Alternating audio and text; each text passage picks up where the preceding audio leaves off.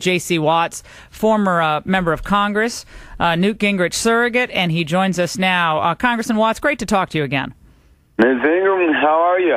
I'm great. What happened to your guy last night? What up? Well, he didn't have the type of performance, in my opinion, that he had a couple of weeks ago or about a week ago in South Carolina, but I think he stood his own. And at the end of the day, Laura, this is going to boil down to, in my opinion, ground game. I think Newt established himself in South Carolina, but I think the ground game here on out is going to determine how things turn out on Election Day. We feel pretty good about the ground game here in Florida. We're outnumbered on the air 3-1, but I think people are going to peel the onion because of the mood of politics today. The gentleman that you just spoke to from Alabama, I think, summed it up pretty well. I think people are going to peel the onion and say, forget about all the silliness, all the silly season stuff, and let's look at what these people did when they had a voice, when they had a vote,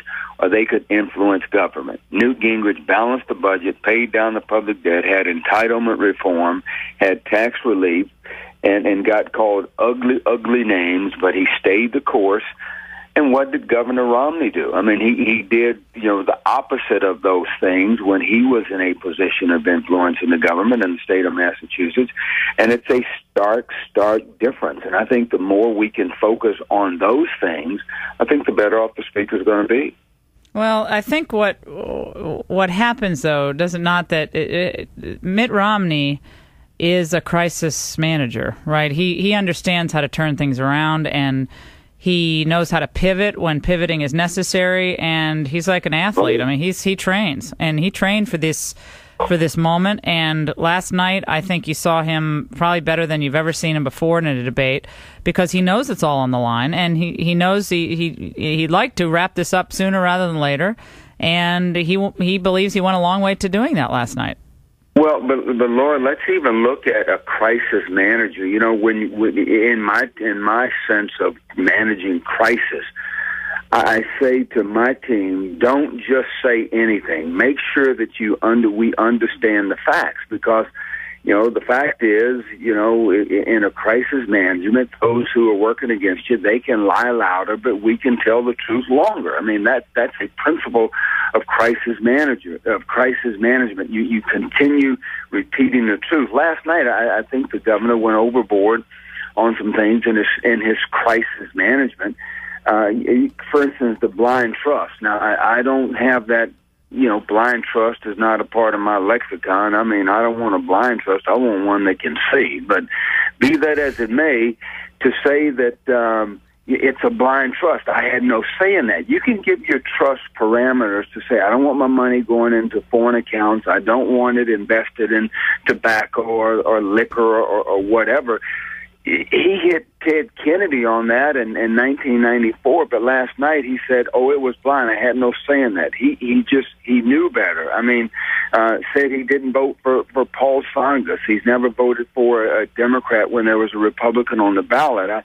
National Review, people have taken him to task over that. That's not true. So, even in crisis management, manage the crisis with the facts. Don't, make things up that later comes back to haunt you. Saying that Spanish then, that the speaker in a commercial, saying that the speaker said that Spanish language what was a ghetto, and then he ended in Spanish saying, this is Mitt Romney and I approve of this commercial, then saying last night, well, I'm not familiar with that and I'm not familiar with that commercial, but he signed off on it. So manage the crisis with the facts. Don't manage it with, just stuff you make up in order to make yourself look good in the short term.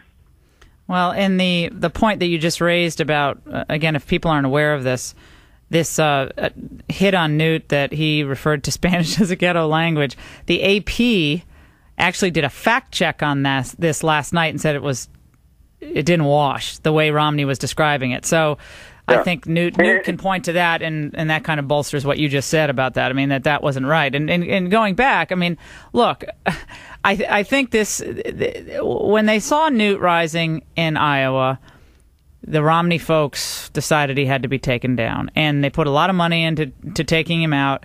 They couldn't quite take him out. Comes back rising in South Carolina, and so then they bring in pretty much every gun they have in their arsenal, including a lot of friends.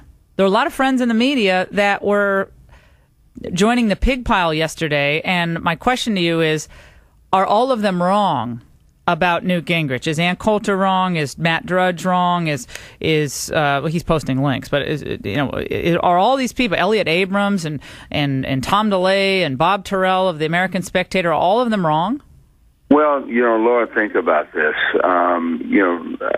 Laura Ingraham, Ann Coulter called, I think she called Mike Huckabee, a stupid Christian, or dumb Christian, or something to that effect. I mean, Newt Gingrich, Tom DeLay. I mean, there was no secret that Tom DeLay was part of the half-cocked coup back in 1996 or 7.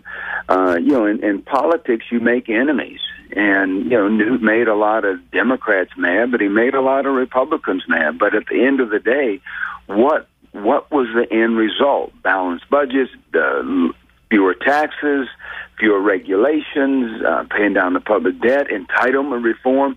And he not only got called racist and evil and mean-spirited, and the Gingrich that stole Christmas doing those things, he ticked off Republicans as well. And so, in this business, don't think that one would be very naive to think that, just because people wear the same colored jersey as you, that, they like you or that they're on your team. And another thing too, Garth Brooks sings a song, and a part of the lyrics goes, it says, people like to bury the hatchet, but they like to leave the handle hanging out. So that is so relevant to politics that, people always feel like when they get their chance to take a shot for something that you might have said to them, or did to them, or something. Do you think a lot of this is personal? Do you think a lot of this is personal? You don't think any of it's based in practical thinking about who's most electable? Well, but Laura, even the electability argument, you and I, in March of 2008, how many people listening to this show would have said that a liberal Democrat junior senator from Chicago would beat Hillary and Bill Clinton in a primary and beat a war hero and a general to become the leader of the free world? Yeah, not a bad point. I mean, it just, this is that conventional wisdom crowd that says, I know what's best for the American people. Laura, I know how you should vote, and, you need to take my advice. I just think there's a mood, there's an atmosphere out there that's been created over the last 3 years that says, the conventional wisdom crowd, they're not going to make a decision for us. And I think that's where the battle's going to be won. And I think Newt has great support with the Tea Party folks, with the faith community, with the business community. And Margaret Thatcher said, win the argument and you'll win the vote.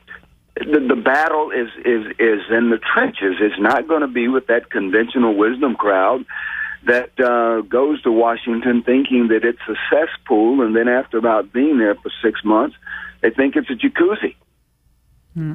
Well, it's I think one thing we know is that the Tea Party folks in part were angry that the smart people, the so-called smart people in the room, all miss the big crisis facing our country, which is debt.